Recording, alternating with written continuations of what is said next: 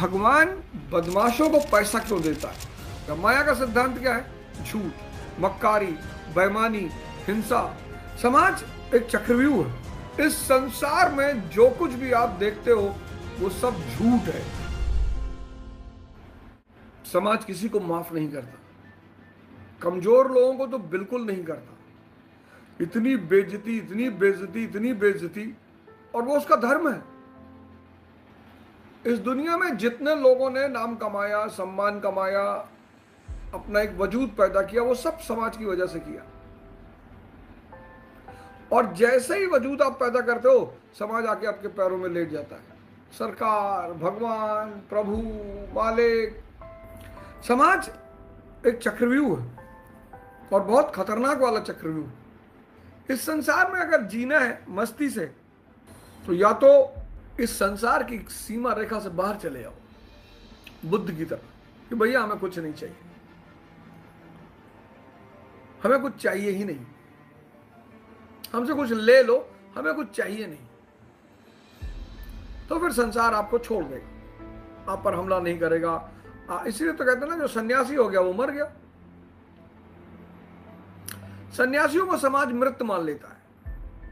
और या फिर आप कृष्ण जैसे हो जाओ कि सब कुछ चाहिए और बदतमीजी करोगे तो मारेंगे। तो दो ही ऑप्शन है। समाज के मुखिया हमेशा से दुष्ट प्रवृत्ति के लोग रहे हैं, हमेशा से। बाकी समाज शरीफ लोगों से चलेगा ही नहीं। समाज शरीफ लोगों से कभी चलेगा नहीं। आप देखो, एक क्वेश्चन लोग बहुत करते होंगे, आपने सुना होगा कि भगवान बदमाशों को पैसा क्यों देता है? जो चोर हैं, झूठ बोलते हैं, अपराधी हैं, इनको पैसा क्यों देता है? क्योंकि यही माया का सिद्धांत है। ब्रह्म का सिद्धांत क्या है? सत्य, अहिंसा, अपरिग्रह। और माया का सिद्धांत क्या है? झूठ, मक्कारी, हिंसा, बेईमानी। आपसे किसी ने क्लास में कहा कि सत्य बोलोगे तो पैसा मिलेगा ना? आपसे लोगों ने क्लास में कहा, टीचरों ने, कि सत्य बोलोगे तो भगवान खुश होगा। आप क्लास को समझ ही नहीं पाए।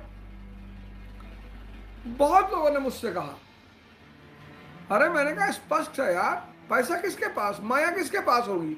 जो माया का सिद्धांत जानेगा। माया का सिद्धांत क्या है? झूठ, मक्कारी, बेईमानी, हिंसा। आप नौकरी पा जाओगे, वही बहुत बड़ी चीज है। आपका जीवन बढ़िया कट जाए, वही बहुत बड़ी चीज है। आपका गांव में खेत पात बच जाए, वही बहुत बड़ी चीज है। गांव की स्थिति देखो, हल्का सा कमजोर पड़ जाओ, तुम्हारे दरवाजे तुम्हारी तौलिया खींच ले जाए। गांव की स्थिति देखो, हल्का सा कमजोर पड़ जाओ, हल्का सा, वो अपने, जिनको तुम अपने कहते हो, वो पटीदार, वो चाचा, वो ताऊ,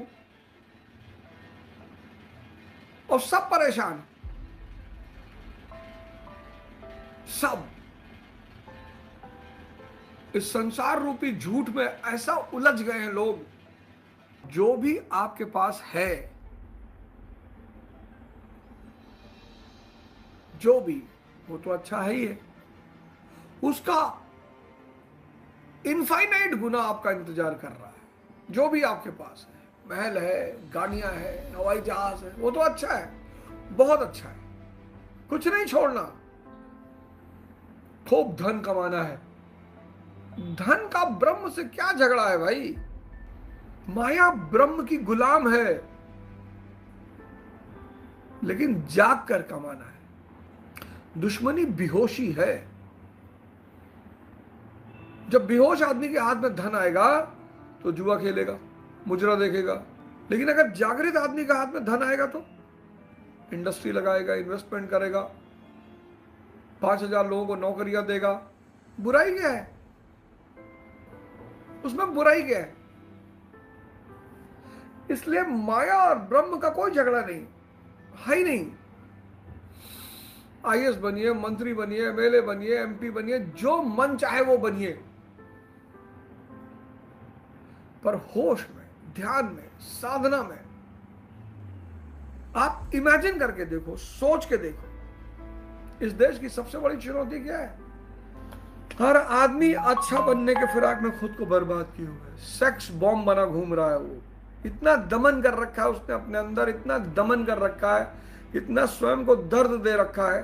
क्या स्त्री क्या पुरुष, मन का जितना ही दमन किया जाएगा मन उतना ही जहर बनता चला जाएगा, ये गारंटीड है। इसलिए ध्यान अनिवार्य है। संकल्प लीजिए मन ही मन में 3 बार, मुझे दिन भर होश में रहना है और रचनात्मक कार्य, क्रिएटिव वर्क्स और रचनात्मक कार्य करने हैं। मुझे दिन भर होश में रहना है और रचनात्मक कार्य करने हैं। मुझे दिन भर होश में रहना है और रचनात्मक कार्य करने हैं। और फिर धीरे से अपना आँख खोल लीजिए।